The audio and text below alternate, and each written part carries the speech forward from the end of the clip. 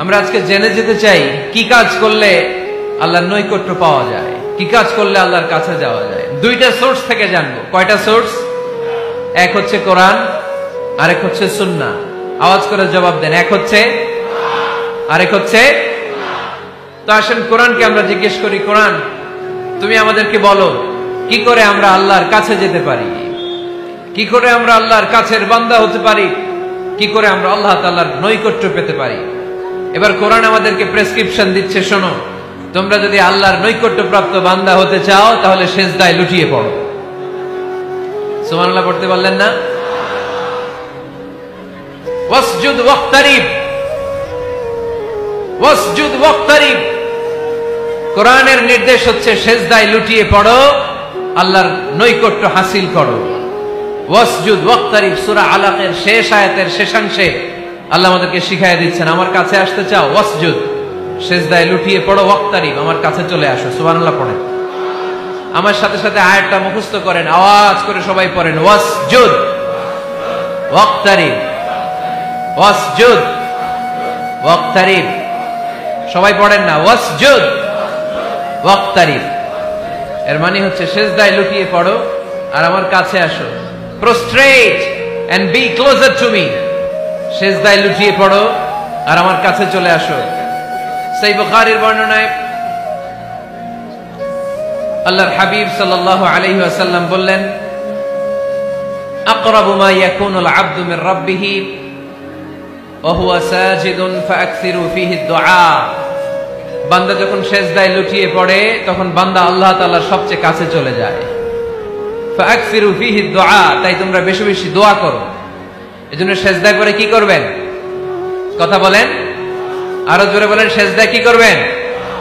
ঘুমে অলসে আমাদের রাত কেটে যায়, সেজদা দেওয়ার সময় নাই। কখন প্রভুর দরবারে হাজিরা দেব, কখন সেজদা দেব? আল্লাহর হাবিব সাল্লাল্লাহু আলাইহি ওয়াসাল্লাম বললেন, আকরাবু মা ইয়াকুনুল আবদু মির রাব্বিহি ওয়া হুয়া সাজিদ ফাআকসিরু ফীহি দুআ। তোমরা যখন সেজদায় লুটিয়ে পড়ো তখন তোমরা আল্লাহর সবচাইতে কাছে চলে যাও। এজন্য ওই সময় বেশি বেশি আল্লাহর কাছে চেয়ে নাও। সুবহানাল্লাহ পড়েন। মনের যত আকুতি আছে, যত জ্বালা আছে, যত বেদনা, সেজদায় পড়ে আল্লাহরে বলার দরকার আছে না নাই? কারণ কেউ যেটা শোনে না, শোনে কে? পরীক্ষায় ভালো করতে চান, সেজদায় লুটিয়ে পড়ে আল্লাহরে বলেন। নেককার স্ত্রী চান, সেজদায় পড়ে আল্লাহরে বলেন। নেককার সন্তান চান, সেজদায় লুটিয়ে পড়ে আল্লাহরে বলেন। বিসিএস পরীক্ষায় টিকতে চান, সেজদায় লুটিয়ে পড়ে আল্লাহকে বলেন।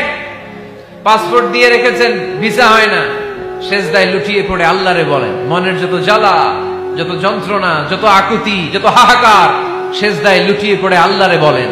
কারণ আল্লাহর দরবার এমন দরবার, এই দরবার থেকে কেউ কোনোদিন খালি হাতে ফিরে না। চিল্লায় বলেন ঠিক কিনা?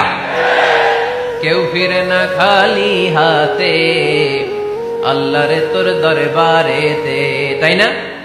পড়েন সবাই, কেউ ফিরে না।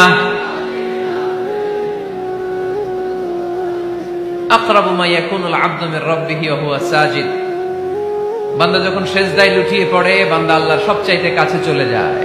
এই কথাটা মনে থাকবে আপনাদের সবার। আমরা কখন আল্লাহর সবচেয়ে কাছে যাই?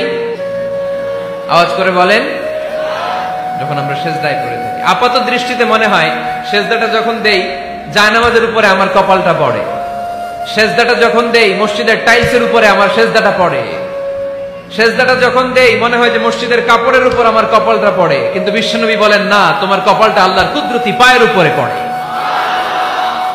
আকরাবু মা ইয়াকুনুল আবদু মির রাব্বিহি ওয়া হুয়া সাজিদ। বান্দা যখন সেজদায় লুটিয়ে পড়ে বান্দা আল্লাহর সবচাইতে কাছে চলে যায়।